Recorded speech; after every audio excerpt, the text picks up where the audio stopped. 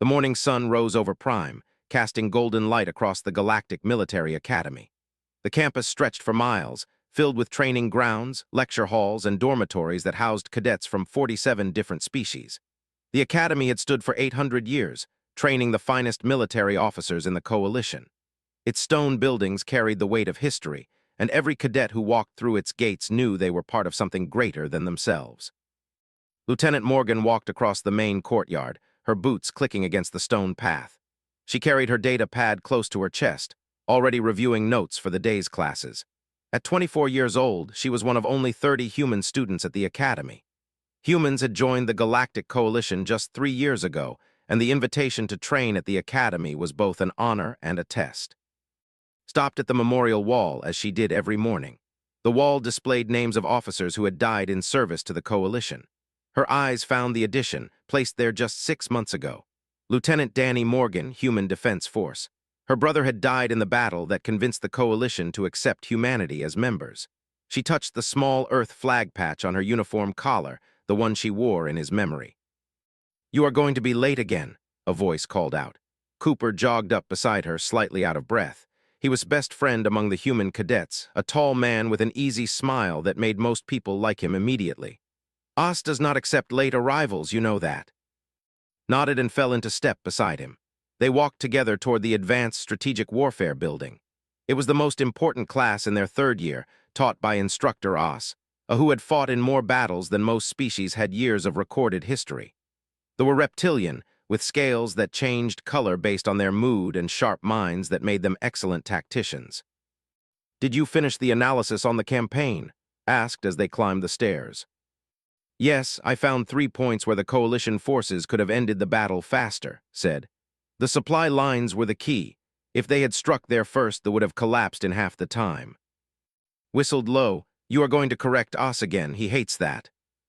"I am not correcting him. I am answering his questions," replied. She knew was right, though.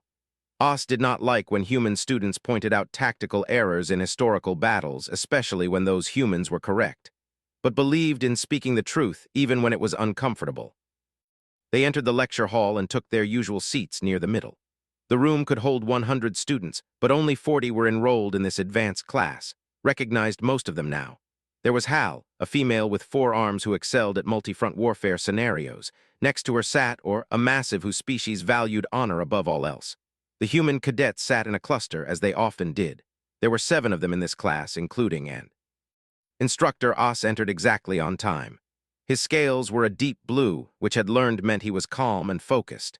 He stood over 7 feet tall, his presence commanding immediate attention. 4 medals hung on his uniform, each one earned in combat during the wars, the conflict that had nearly destroyed the coalition 50 years ago. "Take your seats," Os said, his voice carrying easily across the room. "Today we discuss the first contact war between humans and This battle occurred 8 years ago before humanity joined our coalition. It is relevant now because it demonstrates the dangers of overconfidence." Felt her spine straighten. The first contact war was the battle where her brother had died. She had studied it countless times, knew every maneuver the human fleet had been outnumbered 3-1, but they had won through careful planning and a willingness to take risks that other species considered insane. Os pulled up a holographic display of the battle. Ships moved through space, showing the initial positions of both fleets. They assumed an easy victory. They saw a new species with primitive technology and attacked without proper reconnaissance. The humans won through luck and stupidity, nothing more. His hand went up before she could stop herself. Os's scales flickered toward orange, a sign of annoyance. "Yes, Lieutenant Morgan." "Sir, with respect, the human victory was not luck," said, keeping her voice level. "Admiral used the asteroid field to mask ship movements, creating the appearance of a smaller force. When they committed to their attack pattern, the human fleet executed a pincer movement that caught them between 2 firing lines. It was a classic application of the gambit, which we studied last month."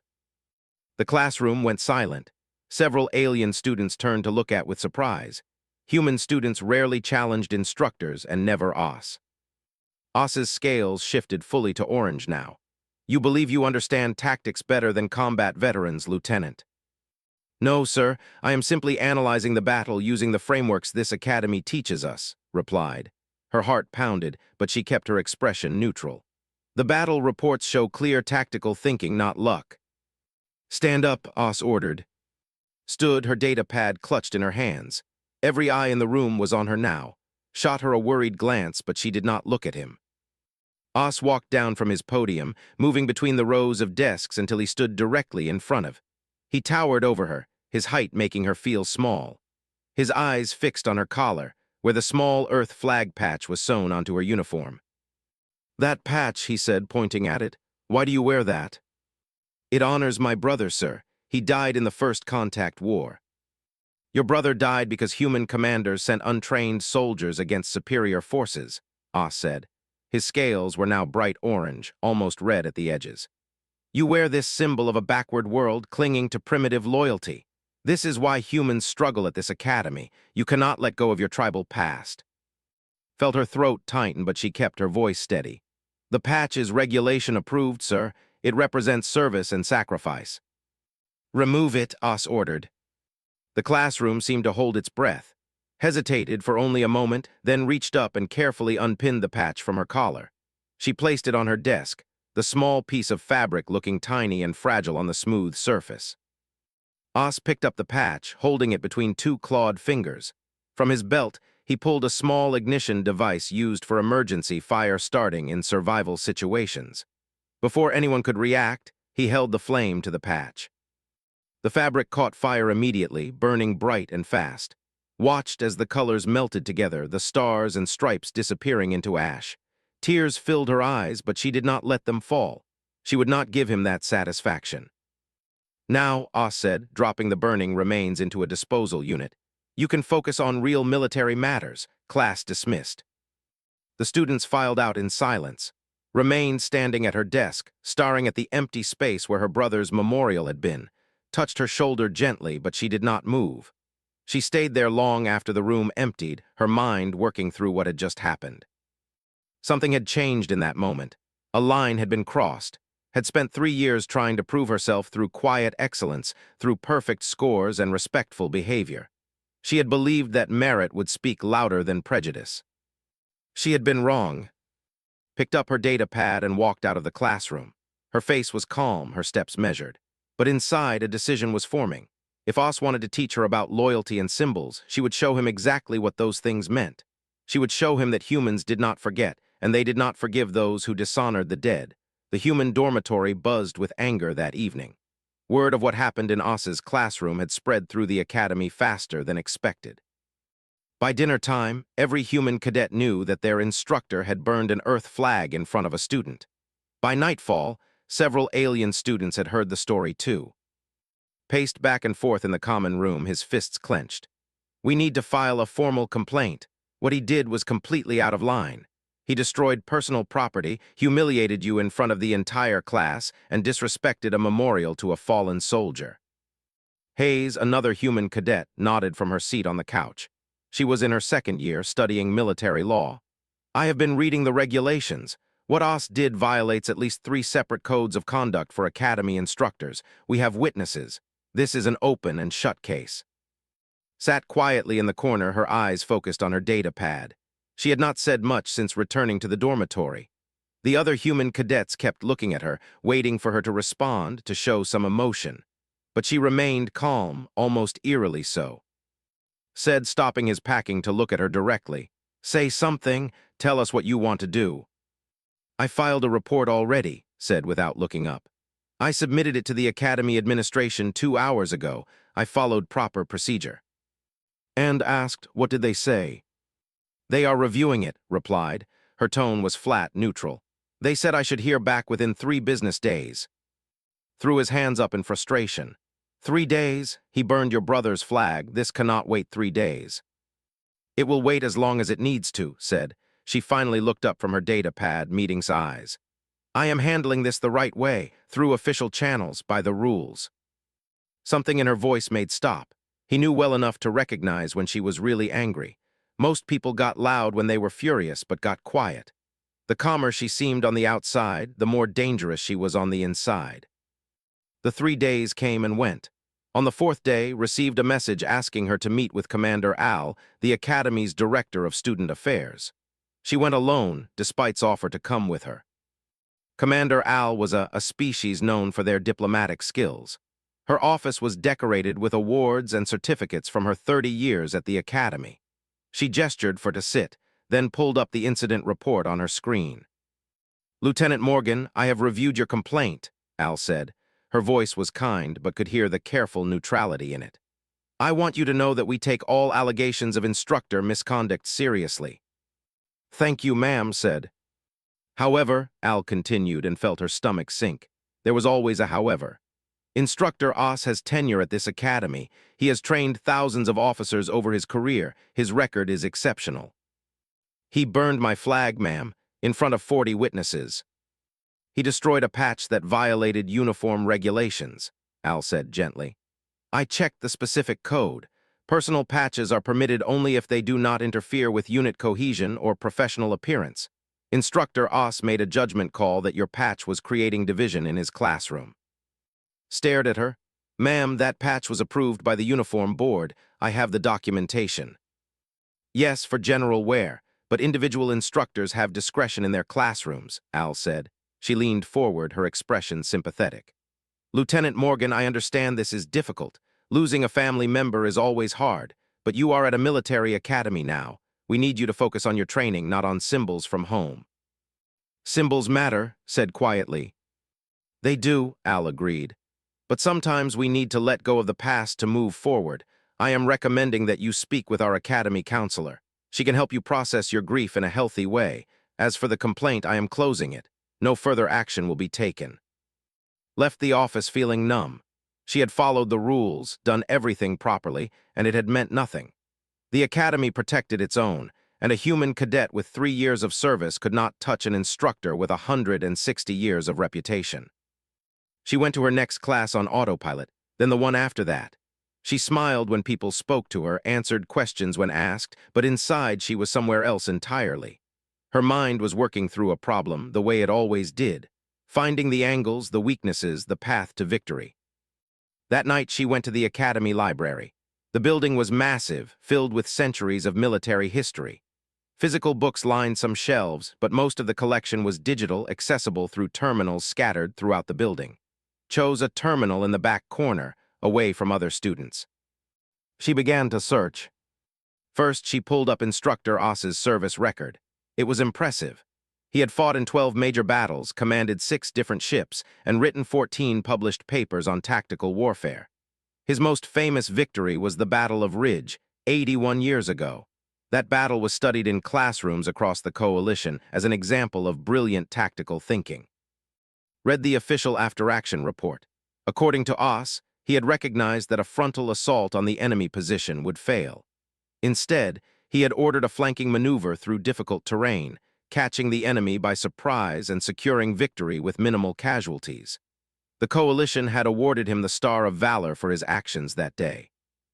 Then started digging deeper. She accessed the raw combat logs from the battle, the actual communications between ships and ground forces. These were not classified exactly, but they were not easy to find either. Most students never bothered to look past the official reports. Was not most students. She found the first inconsistency 3 hours into her search. A communication from a junior officer named in, suggesting the flanking maneuver. The timestamp showed it was sent 2 hours before Oss claimed to have thought of the strategy. Sat back, her heart racing. It could be nothing. Maybe Oss had discussed the idea within earlier, but something made her keep looking. She found more communications. It had not just suggested the strategy. He had argued for it repeatedly. Oss had rejected it, insisting on the frontal assault. Only when it went to their superior officer, submitting his plan directly, did Oss change his mind. And it had died in the battle, killed by enemy fire during the flanking maneuver he had designed. His hands trembled as she saved the files to her secure drive. This was bigger than she had expected, but she could not stop now. If Oss had stolen credit once, had he done it again? She searched his other major battles, the Battle of Station, the defense of Praxis VII, the Siege of Prime. Each time she found the same pattern. A junior officer would suggest a strategy. Oss would initially resist. Then, after the battle, the after-action report would credit Oss with the brilliant tactical thinking. And almost always, the junior officer who had suggested the strategy was dead. killed in the fighting. By the time the library closed at midnight, had found evidence of at least 7 battles where Oz had stolen credit from subordinates. 7 officers whose brilliance had been erased from history. 7 families who never knew their loved ones had changed the course of battles. Walked back to the dormitory in the dark. The campus was quiet, most students already asleep. She thought about her brother Danny, about how he had always fought for what was right. He had never backed down from a bully, never let someone else take credit for his work. He had been honest and brave and true. Oz had called humans primitive. He had said they clung to tribal loyalties. He had burned Danny's flag to teach that symbols did not matter. But in doing so, he had shown her exactly what kind of man he was. A man who stole from the dead. A man who built his glory on the graves of better officers. Stopped going to social events. She stopped joining the other human cadets for meals. Every moment she was not in class or required training, she was in the library, buried in records that most people had forgotten existed. Worried about her. Worried about her. Even some of their alien classmates noticed the change. "She is going to burn out," said to one evening. They sat in the common room, watching's closed door. "She barely sleeps. I hear her typing at 3 in the morning. This is not healthy." "Have you tried talking to her?" asked. "Every day she says she is fine. She says she is just studying," shook his head. "But this is not normal studying. She is obsessed with something."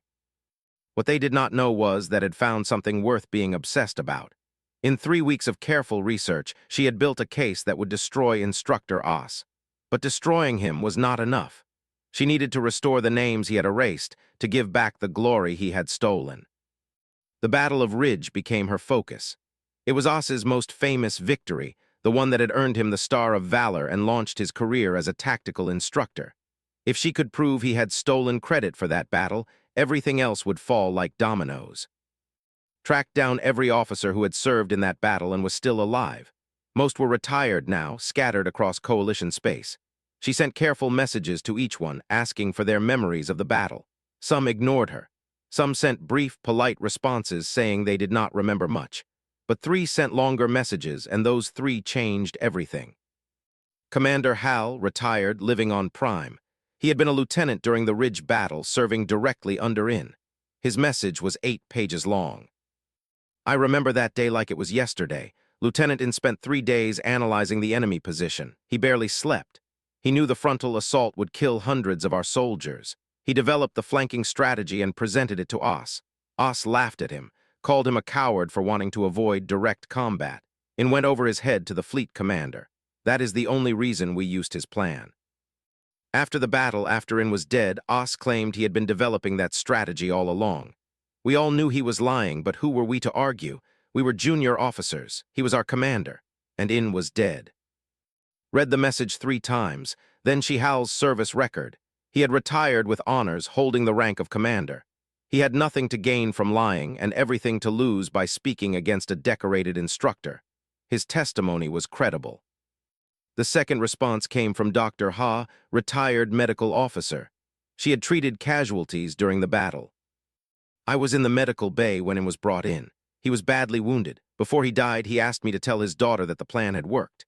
He wanted her to know that his strategy had saved lives. I promised him I would. But after the battle, when the reports came out, they all credited Oz. I tried to correct the record, but I was just a doctor. No one listened to me. I have carried that guilt for 81 years. That young officer died never knowing his name would be forgotten." Felt her chest tighten as she read. In had a daughter. She would be old now, maybe even retired herself. Had she spent her whole life thinking her father was just another soldier, not knowing he was a tactical genius who had saved thousands of lives?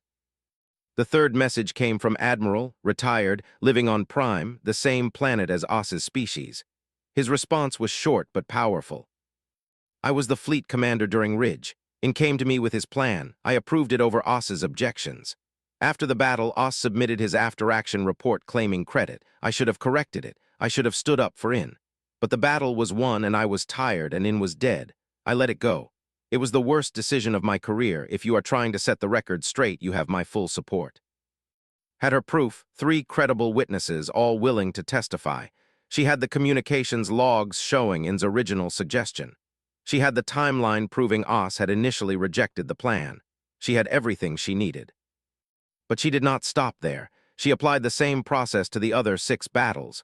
For each one, she found the junior officer who had actually developed the winning strategy. For each one, she found witnesses who remembered the truth. For each one, she built an airtight case. Lieutenant Cole killed at station. Her defensive grid pattern had stopped the enemy fleet. Oss had claimed he designed it. Commander Jacob Stone killed at Praxis VII. His supply line raid had crippled the enemy's ability to fight. Oss had taken credit in his report. Lieutenant Sophie Martinez killed at Prime. Her evacuation plan had saved 10,000 civilians. Oss had received a medal for that. The list went on. 7 dead officers, 7 stolen victories, 7 families who never knew the truth about their loved ones. Compiled everything into a single document. She organized it chronologically, starting with the oldest theft and working forward. For each battle, she presented the official version, then the actual evidence showing what really happened. She included communications logs, witness testimonies, and tactical analyses proving the junior officer's strategies were brilliant while Oss's original orders would have failed. Then she did something that surprised even herself. She reached out to the families of the 7 dead officers. Finding them took another week of careful research. Some were easy to locate. Others had moved or changed their names, but found them all. She sent each family a message explaining what she had discovered. She told them their loved one had been a tactical genius whose work was still being taught at the academy, just under the wrong name. She asked if they would be willing to let her restore their family member's reputation. 6 families responded immediately with enthusiastic support. The 7th, In's daughter, sent a message that made cry for the first time since the flag burning. My father died when I was 5 years old. I barely remember him. The official report said he was a brave soldier who followed orders and died with honor. I always felt like there should be more to his story. My mother died 10 years ago, still believing my father was just another casualty. I wish she could have known the truth. Please do whatever you can to make sure his name is remembered. Not for me. For all the other young officers who might be forgotten by men like Oss. Worked with to make sure everything was legally sound. They checked every regulation, every rule about classified information and academic research. Everything had accessed was available to academy students for educational purposes. She had broken no laws, violated no codes. Her research was thorough, documented, and completely proper. Finally confronted her one night 3 weeks into her project. I know you are planning something, just tell me what it is. Looked up from her data pad. She had not told anyone the details, afraid that they might try to stop her, but had been her friend since the first day of academy. He deserved to know. I am going to destroy Oss, she said simply. Not with violence, not with revenge, with the truth. She showed him everything. The battles, the witnesses, the families. Read through it all, his expression changing from concern to shock to something like awe. This is incredible, he said finally. But how are you going to present this? If you just submit it to the administration, they will bury it like they buried your complaint. I am not submitting it to the administration, said. The Academy holds its Strategic Warfare Symposium in 2 weeks. Top students present original tactical research. I am going to present my research there, in front of the entire senior staff, in front of visiting military officials, in front of Oss himself. His eyes widened. They will never let you do that, not if they know what you are planning. That is why my proposal does not mention Oss, said. She pulled up the submission she had sent to the symposium committee. My title is Historical Reevaluation of Ridge. I am presenting new analysis of a famous battle. That is all they need to know until I am standing at the podium. This is either the bravest thing I have ever seen or the craziest, said. Maybe both. It is necessary, said. Oss burned my flag because he thought symbols did not matter, but those 7 officers are symbols too. They symbolize every junior officer who gets ignored, every good idea that gets stolen, every person who does the right thing and dies without recognition. If I do nothing, I am saying those symbols do not matter either. I am saying my brother's sacrifice did not matter. What do you need from me? Asked. Help me practice the presentation. I need to get the timing perfect. I have 40 minutes to present everything, and I cannot waste a single second. For the next 2 weeks and practiced. They ran through the presentation over, and the grand auditorium was filled to capacity. 400 people sat in tiered seats, facing the stage where students would present their research. The Strategic Warfare Symposium was one of the Academy's most important events, attended by senior instructors, visiting military officials from across the coalition and top students from all years. This was where future officers showcased their analytical skills and tactical thinking. Sat in the third row waiting for her turn. Her hands were steady, her breathing calm. She had practiced this presentation 50 times. She knew every word, every transition, every piece of evidence. Her data was loaded on her personal drive, backed up in 3 different locations. Nothing could stop what was about to happen.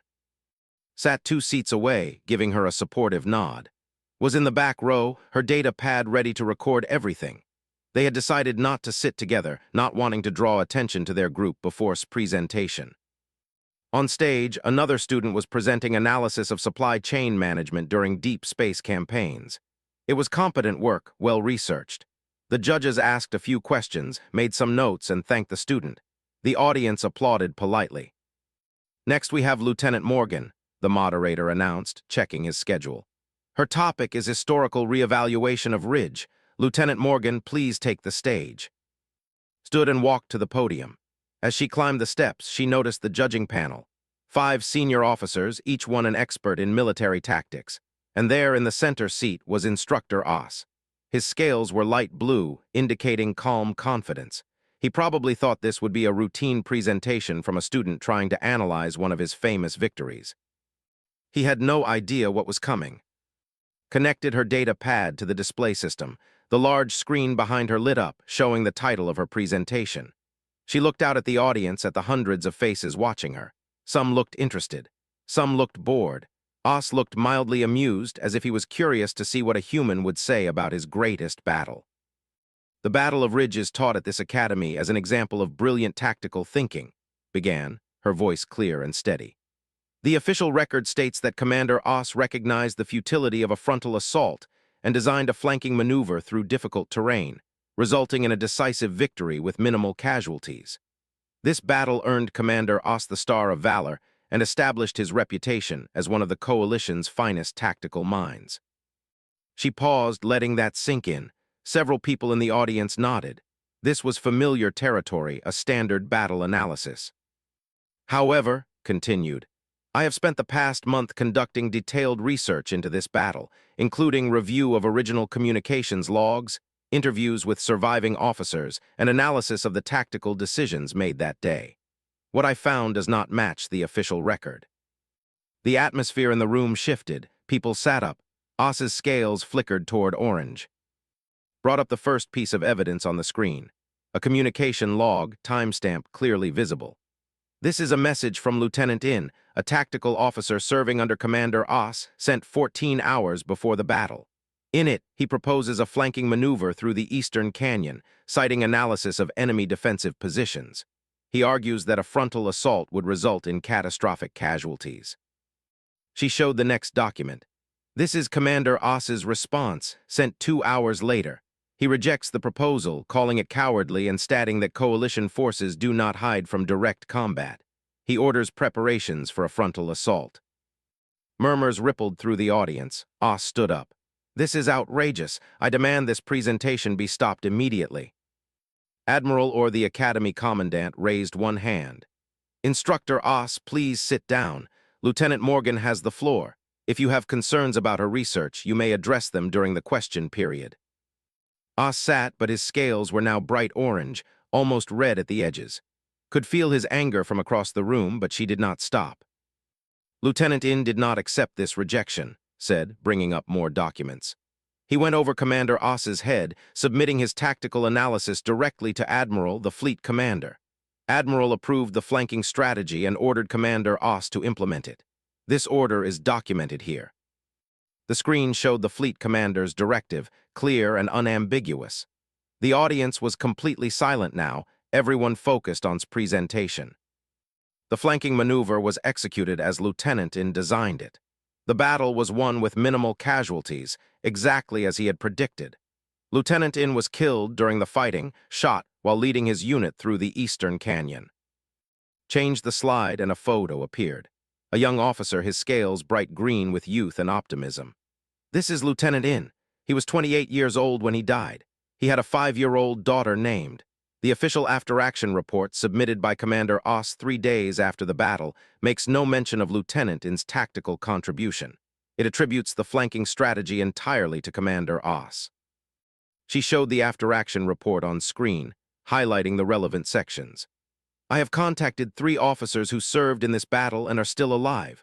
All 3 have provided sworn testimony that Lieutenant In designed the winning strategy, that Commander Oss initially rejected it, and that Commander Oss claimed credit after In's death. Brought up video testimony from Commander Hal. His aged face filled the screen as he spoke about watching and develop the plan, about seeing Oss laugh at him, about the guilt of staying silent for 81 years. The auditorium was so quiet that could hear people breathing. Even Oss had stopped moving, frozen in his seat.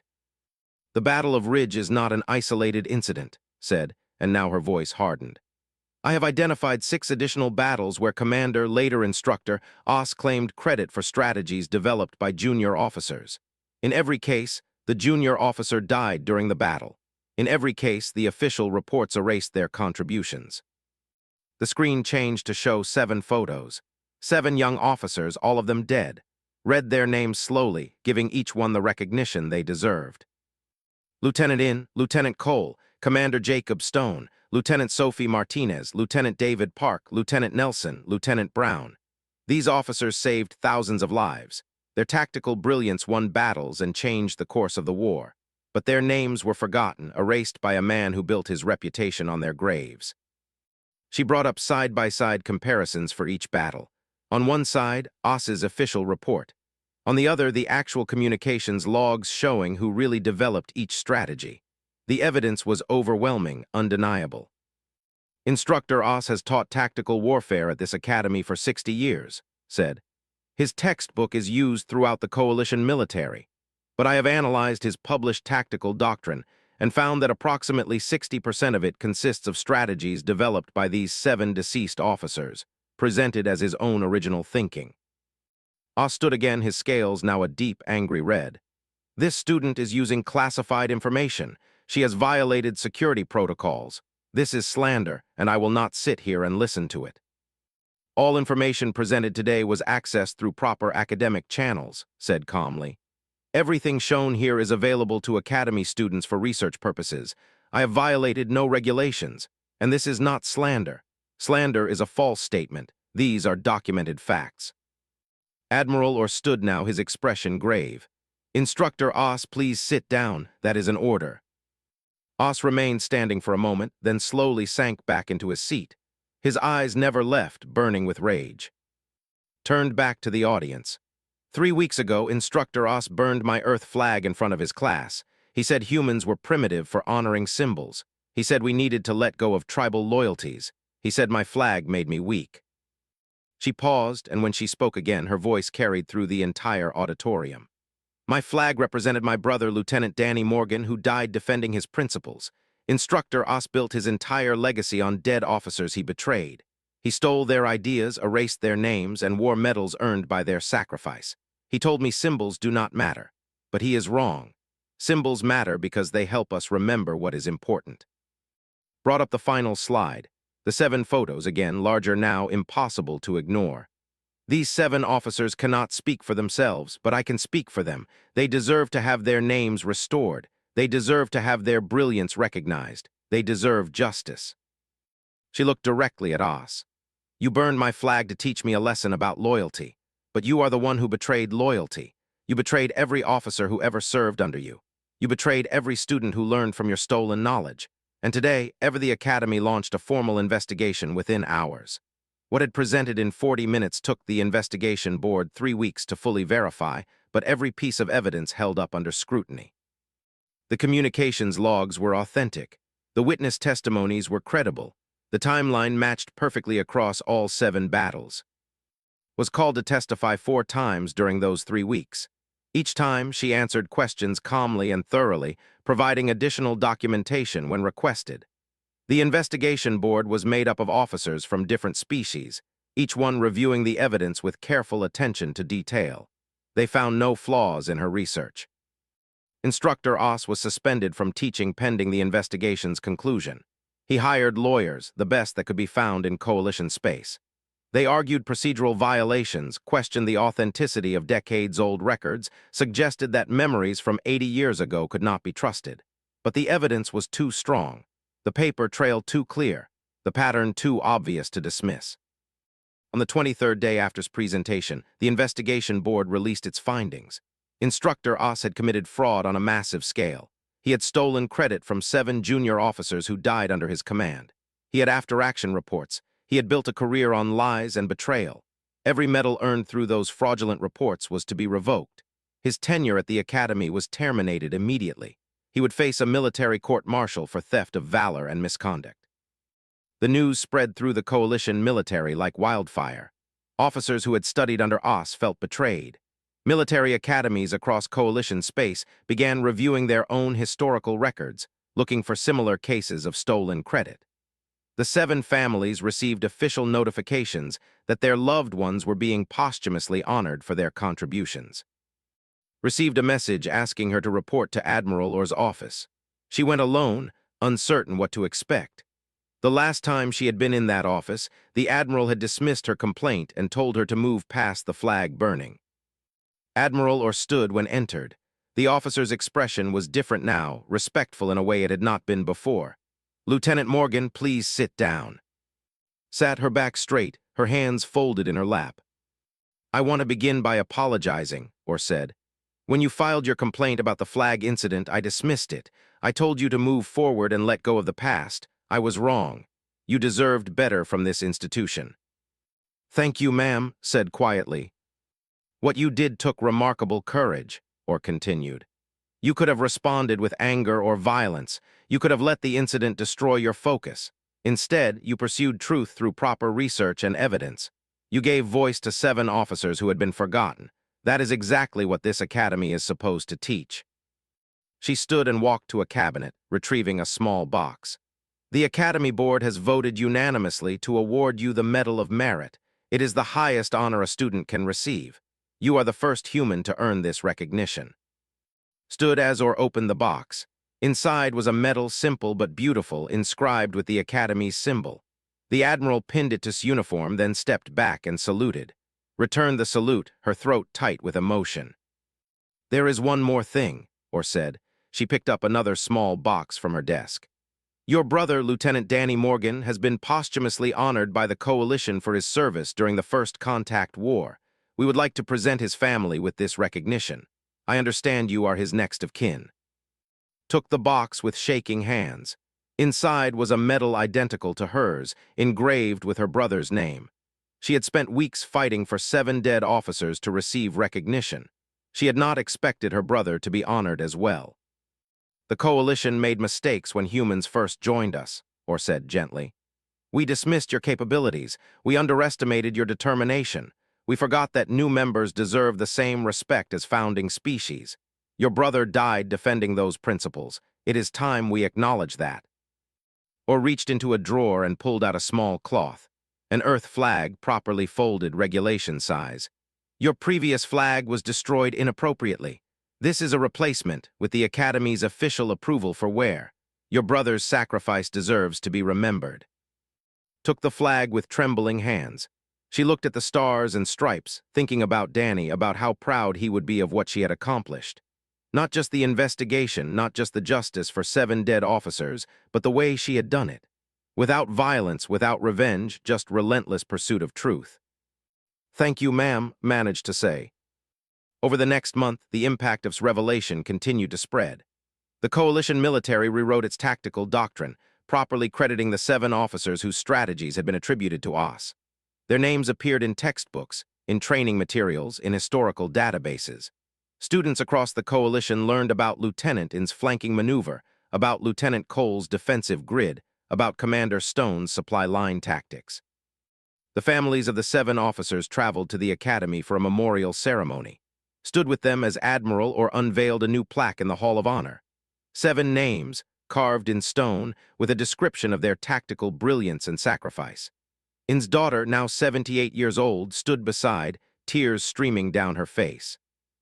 "My father would have liked you," she said too. "He always believed in doing the right thing no matter the cost. Thank you for giving him back to me." The ceremony was attended by hundreds. Human cadets stood proudly in their uniforms, no longer facing the same level of discrimination they had experienced before. Other species students showed new respect, recognizing that humans did not just talk about honor and integrity, but lived those values even when it was difficult. Os's court-martial lasted 2 weeks. He was found guilty on all charges, stripped of his rank, dishonorably discharged, and banned from holding any position in coalition military or educational institutions. His textbooks were pulled from circulation, revised to properly credit the actual tactical innovators. His name was removed from the Academy's halls, from plaques and awards, from every place where it had been displayed with honor. 3 months after the symposium, graduated at the top of her class, and graduated with honors. All 30 human cadets who had started the program 3 years ago completed their training successfully. The discrimination that had plagued earlier human students had not disappeared completely, but it had decreased significantly. Was assigned to the CSS Unity, a coalition flagship that patrolled the frontier regions. She reported for duty with her New Earth flag properly sewn onto her uniform collar, her Medal of Merit displayed beside it. Her quarters were small but comfortable, decorated with photos of her brother and the 7 officers whose names she had restored. 6 months into her assignment, the CSS Unity encountered a hostile fleet near the system. The enemy outnumbered them 2 to 1, and the situation looked desperate. The captain called a strategy meeting, asking all tactical officers for recommendations. Studied the battlefield display, analyzing ship positions and weapon capabilities. She saw a pattern, a weakness in the enemy formation.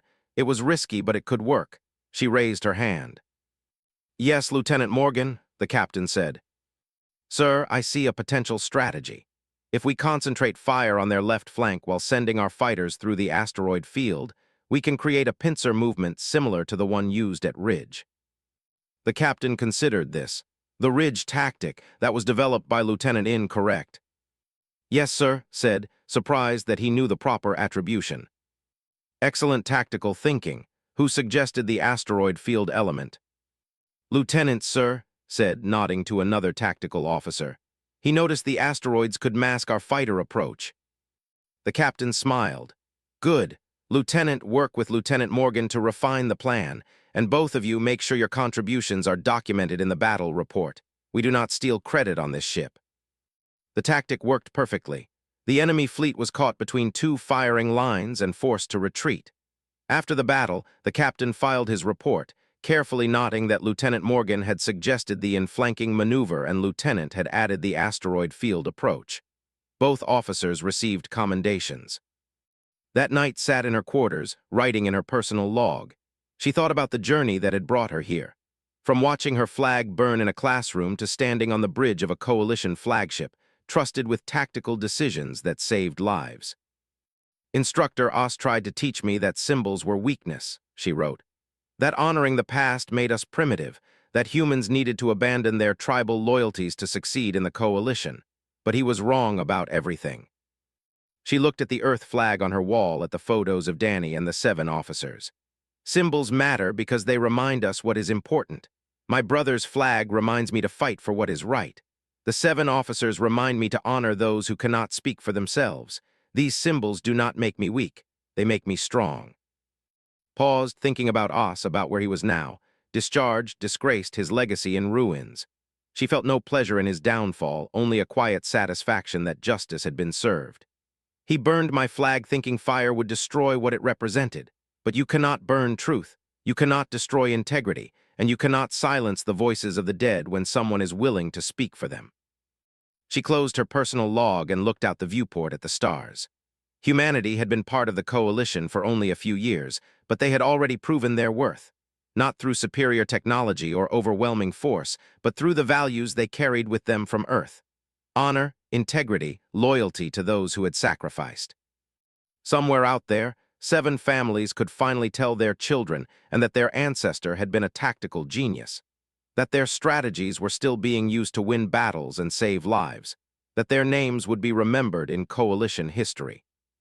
And somewhere hoped her brother Danny was watching, proud of his sister for doing what their family had always taught them: stand up for what is right, defend those who cannot defend themselves, never let injustice go unchallenged. The flag on her wall caught the light from the stars, the red and white stripes glowing softly. It was just a piece of cloth, small and fragile. But what it represented was neither small nor fragile. It represented the best of humanity, the values worth fighting for, the principles worth defending even when the cost was high. Oz had burned one flag, had restored 7 legacies. In the end, truth had won.